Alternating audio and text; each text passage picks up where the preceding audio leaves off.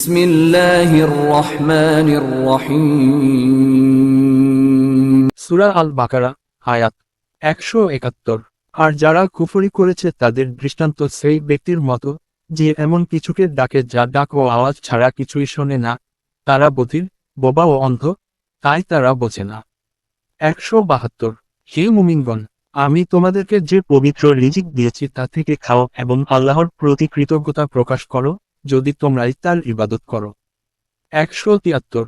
তিনি তো তোমাদের জন্য হারাম করেছেন মৃত জন্তু, রক্ত, শূকরের গোশত এবং যা আল্লাহ ছাড়া অন্যের নামে জবাই করা হয়েছে। তবে যে বাধ্য হয়, অবাধ্য না হয়ে এবং সীমালঙ্ঘন না করে, তার জন্য কোনো গুনাহ নেই। নিশ্চয় আল্লাহ পরম ক্ষমাশীল, পরম দয়ালু। 174। নিশ্চয়ই যারা আল্লাহ নাজিল করা কিতাবের কিছু অংশ গোপন করে এবং তা তুচ্ছ মূল্যে বিক্রি করে, তারা নিজেদের পেটে আগুনই করে। কিয়ামতের দিন আল্লাহ তাদের সাথে কথা বলবেন না, তাদেরকে পবিত্র করবেন না এবং তাদের জন্য রয়েছে যন্ত্রণাদায়ক শাস্তি। 175। তারাই হলো সেসব লোক যারা হিদায়াতের বিনিময়ে গোমরাহি ক্রয় করেছে এবং ক্ষমার বিনিময়ে শাস্তি। অতএব তারা আগুনের অপর কত ধৈর্যশীল। 176। এটা এজন্য যে আল্লাহ সত্যসহ কিতাব নাজিল করেছেন। আর যারা কিতাব সম্পর্কে মতভেদ করেছে তারা তো চরম বিরোধিতার মধ্যে রয়েছে। 177।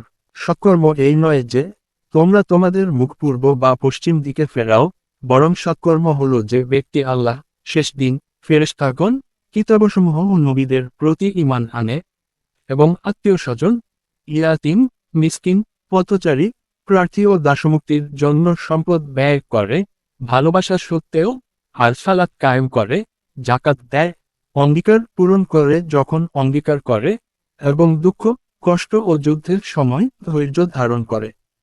তারাই সত্যবাদী এবং তারাই মুত্তাকী। 178। হে মুমিনগণ, নিহতের ব্যাপারে তোমাদের ওপর কিসাস ফরজ করা হয়েছে, স্বাধীন ব্যক্তির বদলে স্বাধীন, দাসের বদলে দাস এবং নারীর বদলে নারী। তবে তার ভাইয়ের পক্ষ থেকে যদি কিছু মাফ করা হয়, তবে উত্তম পন্থায় অনুসরণ করা এবং সুন্দরভাবে পরিশোধ করা উচিত। এটা তোমাদের রবের পক্ষ থেকে সহজীকরণ ও রহমত।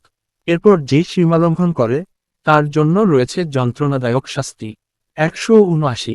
আর কিসাসের মধ্যে তোমাদের জন্য জীবন রয়েছে, হে বোধসম্পন্ন লোকেরা, যাতে তোমরা তাকওয়া অবলম্বন করো।